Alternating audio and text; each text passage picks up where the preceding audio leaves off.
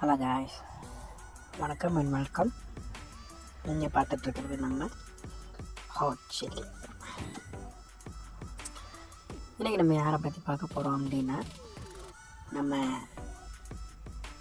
தமிழ், தெலுங்கு, மலையாளம் 3 லாங்குவேஜிலும் நடித்து வந்துட்டுருக்கிற நம்ம கதாநாயகி அபிநயா அவங்கள பற்றி தான் நம்ம பார்க்க போகிறோம்.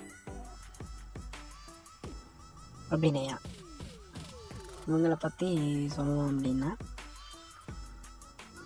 யாராலையும் பண்ண முடியாத, செய்ய முடியாத ஒரு விசித்திரமான ஒரு நடிகை, ரொம்ப திறமையான ஒரு ஆர்டிஸ்ட்டு நம்ம அபிநயா இவங்க. என்ன அப்படின்னு ஏன் இப்படி சொல்கிறேன் அப்படின்னா,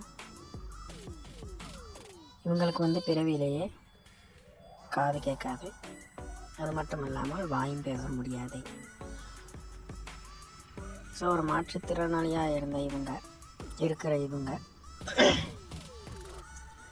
இப்போ நிறைய படங்கள் நடிச்சுட்டு வந்துட்டுருக்காங்க. இவங்க எங்கே போனாலுமே இவங்களோட டிரான்ஸ்லேட்டரை கூட கூட்டிகிட்டு தான் போவாங்க. ஏன்னா இவங்களுக்கு காதும் கேட்காது, அதனால் கூட கூட்டிகிட்டு தான் போவாங்க. இவங்க ஒரு மாற்றுத்திறனாளியாக இருந்து இவ்வளோ படங்கள் நடிச்சிருக்காங்கன்னா ஒரு ஆச்சரியப்படக்கூடிய விஷயம்தான், ஒரு பாராட்டக்கூடிய விஷயம். அது மட்டும் இல்லாமல் இந்திய சினிமா ரொம்ப பெருமைப்படக்கூடிய விஷயம் இவங்களோட திறமை பார்த்து.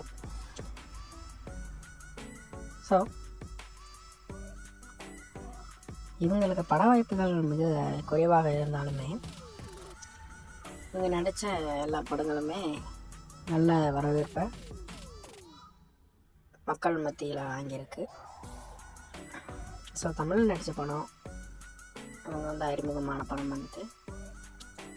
நாடோடிகள்.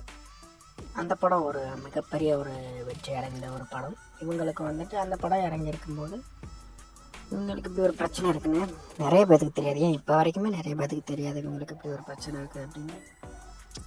ஏன்னா அவங்களோட நடிப்பு அந்த அளவுக்கு தத்ரூபமாக யதார்த்தமாகவும் இருக்கும். அவங்க அப்படி நடிப்பாங்க. ஒரு பேசுகிறவங்க, வாய் பேசுகிறவங்க எப்படி நடிப்பாங்களோ அதே மாதிரி சைகையெல்லாம் அப்படியே கொடுப்பாங்க.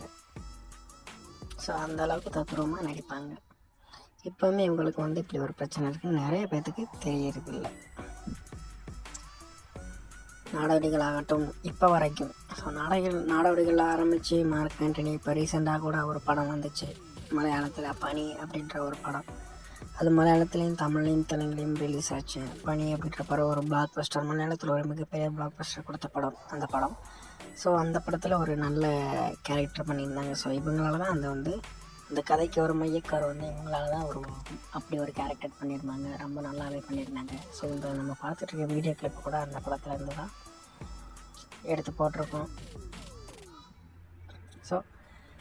இன்னும் இவங்களுக்கு ஒரு இந்த படத்துக்கு அப்புறம் ஒரு மிகப்பெரிய ஒரு பிரைட் ஃப்யூச்சர் இருக்குன்னு சொல்லணும்.